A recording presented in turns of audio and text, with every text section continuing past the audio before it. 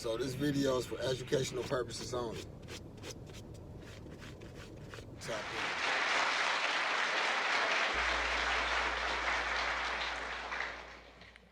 in order for you and me to devise some kind of method or strategy to offset some of the events or a repetition of the events that have taken place here in Los Angeles recently, we have to go to the root. We have to go to the cause. Dealing with the condition itself is not enough, and it is because of our effort toward getting straight to the root that people oftentimes think we're dealing in hate. We are oppressed. We are exploited. We are downtrodden. We are denied not only civil rights, but even human rights. So the only way we're going to get some of this oppression and exploitation away from us or aside from us is come together against the common enemy. Who taught you to hate the texture of your hair? Who taught you to hate the color of your skin to such extent that you bleach to get like the white man? Who taught you to hate the shape of your nose and the shape of your lips? Who taught you to hate yourself from the top of your head to the soles of your feet? Who taught you to hate your own kind? Who taught you to hate the race that you belong to? So much so that you don't want to be around each other. No, before you come asking Mr. Muhammad, does he teach hate, you should ask yourself, who taught you to hate being what God gave you? And I, for one, as a Muslim, believe that the white man is intelligent enough. If he were made to realize how black people really feel and how fed up we are without that old compromise and sweet talk. Stop sweet talking him. Tell him how you feel. Tell him what kind of hell you've been catching, and let him know that if he's not ready to clean his house up, if he's not ready to clean his house up, he shouldn't have a house. It should catch on fire and burn down. Two men approached the speaker's rostrum and discharged shots at him from apparently very close range. As I turned around quickly, and the next thing I saw was Malcolm falling back in a dead faint. My mother threw herself over her babies, and she yelled out, "They're killing my husband." I heard shots, and I saw people crawling on the floor. And so I got down too. Then when I was looking out, and I saw someone look in amazement to the front, I knew they had shot my husband. He sustained one shot in the lower right chin, and the other 6 hit him in the chest and body. I looked down at him and I said, he's gonna die. I kept saying to myself, he's gonna die, he's gonna die. How many immediately? No, he wasn't dead immediately, but expired very shortly thereafter. No, he wasn't dead immediately, but expired very shortly thereafter.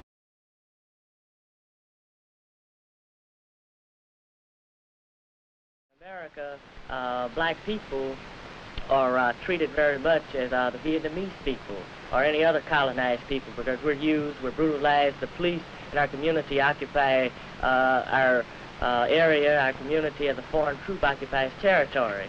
And the police are there not to, in our community, not to promote our welfare or for our security and our safety, but they're there to contain us, to brutalize us and murder us, because they have their orders to do so.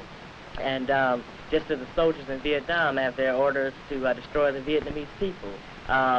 The police in our community couldn't possibly be there to protect our property because we own no property. They couldn't possibly be there to see that we receive the due process of law for the simple reason that the police themselves deny us the due process of law.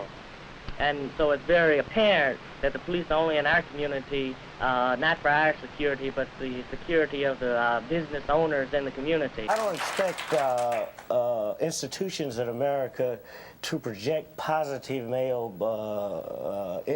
black male images. Black male images are created through revolution. Through fighting to change the kind of oppressive conditions that have existed here and that exist. And the positive images that we all can be very proud of are movers such as Dr. Martin Luther King, and historically not the Private Turner, Denmark Vesey. What about the Black Panthers, Huey? The Black Panther Party, notwithstanding. Wasn't that a great boost to the black men in this country? Well, we think so. And of course, we were wiped out systematically. There were about 1 million pages of information compiled upon me alone. I don't know how many millions of illegal I don't know how many illegal break-ins, but I know I suffered at least 20 or 30 illegal break-ins. There were FBI documents that falsified bank records sent around, and the bank records were then sent around to our supporters.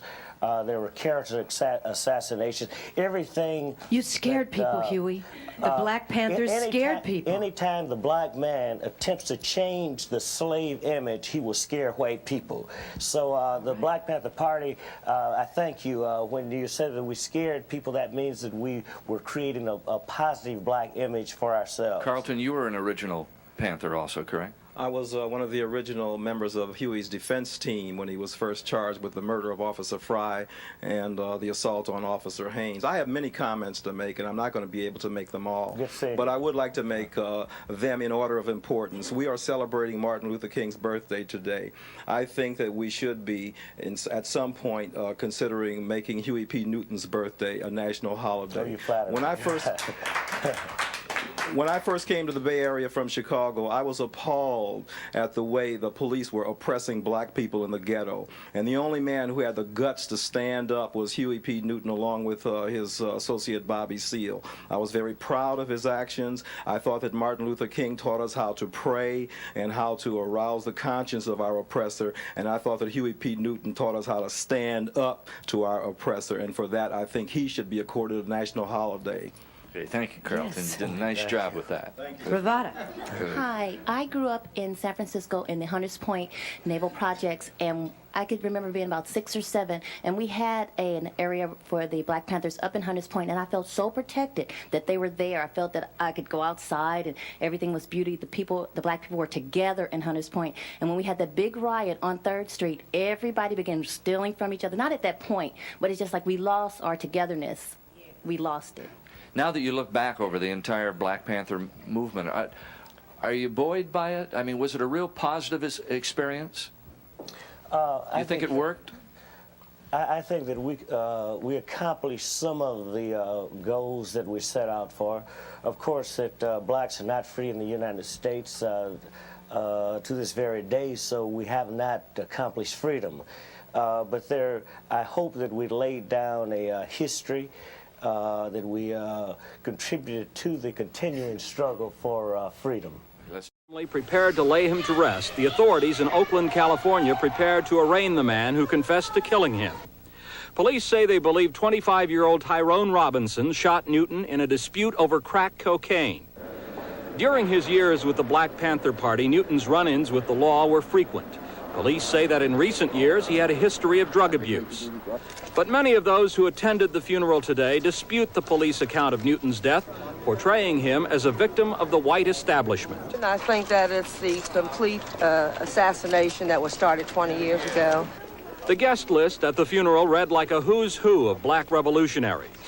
H. Rap Brown, who now calls himself Imam Jamil Abdullah Al-Amin. Angela Davis. Huey Newton symbolizes a whole era in the quest for African-American equality. And inside the church, a warm welcome for Bobby Seale, who founded the Black Panthers with Newton in 1966. Power to the people, brothers and sisters. To his friends, Huey Newton is regarded as a hero, not a lawbreaker. And they want him remembered for the way he lived, not the way he died.